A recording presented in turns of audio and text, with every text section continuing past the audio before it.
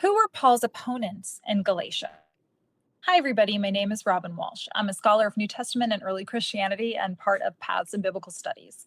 And over the next few videos, I will be looking a little bit more at who were these other people that we have some evidence for in early Christianity. Who were these other Christ followers or potential Christ followers, and what were they saying? What were they preaching? What were they telling people who were also associated with or interested in the Christ movement? So let's start with Galatia.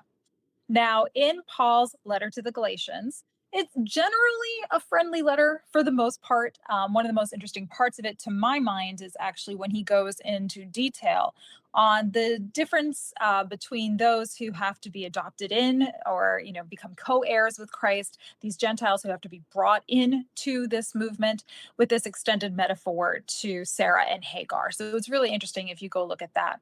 But at a kind of later point, around chapter 5 in Galatians, Paul starts talking about certain practices that he thinks should be authorized for those joining the movement, and practices that they should not be engaging in. And one of those practices is circumcision.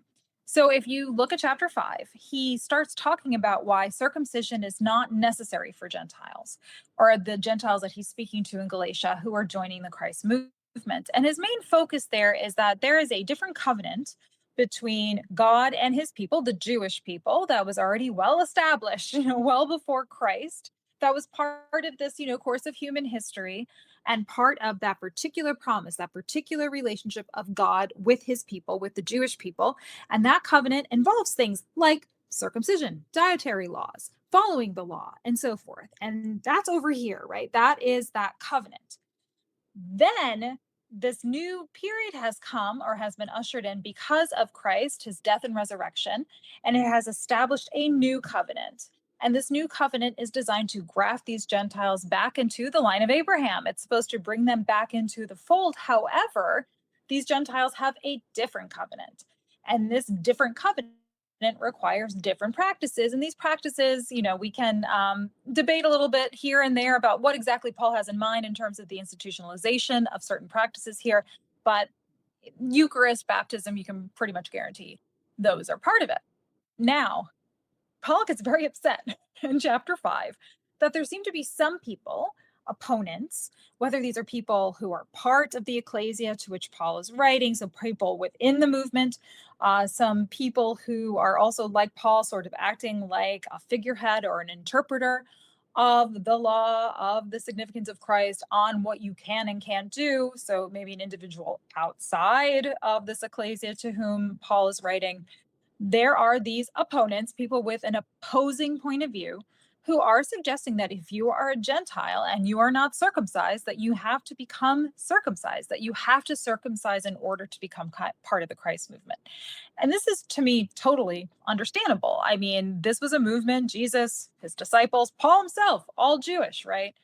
And so if you're going to become part of this movement that is also based in the law of the Jewish people, follow the Jewish law. But Paul just has this different interpretation, this different approach. Again, back to his analogy to Sarah and Hagar, right? There's a different kind of action that is necessary, a different set of principles and practices that he feels are representative of the covenant now established between God and this new set of people, these converts, you might call them, but these people entering into the Christ movement and participating in Christ through baptism and association with Jesus, and Jesus' sacrifice. So because of that sacrifice, this new covenant has been created, and the Gentiles can now graft themselves into the movement, but they do not need to circumcise. Now, Paul is so adamant about this that he kind of starts off okay, saying like, hey, I'm telling you, I've told you don't circumcise. You don't need to do this. It's not part of what you have to do. Your covenant is different,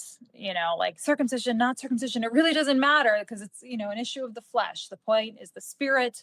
Focus on this. He's relatively reasonable in the beginning. But if you keep reading down to about verse 12, then he basically loses his temper.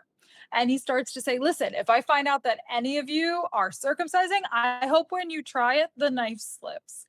I guess you can interpret that as you will. I looked at the Greek obviously before I hit record, and you get some colorful words that the Greek is covering. Usually, I think English translations say castrate. Emasculate was another word that I saw in the dictionary. So you get the idea of what he is advocating there if you don't listen to him. So Paul, interesting for a number of reasons. Among them, also his tendency to sort of, again, lose his temper. But Galatians is an interesting letter in that respect. Now, over at the BSA, the Biblical Studies Academy, I know that in November, we're going to have a new course offering on quote unquote Christian heresies. And not that we have an orthodoxy at the time Paul's writing his letter to the Galatians, but this idea of sort of a multiple Christ groups, or that there's sort of multiple Christianities out there in the first century, is nonetheless interesting.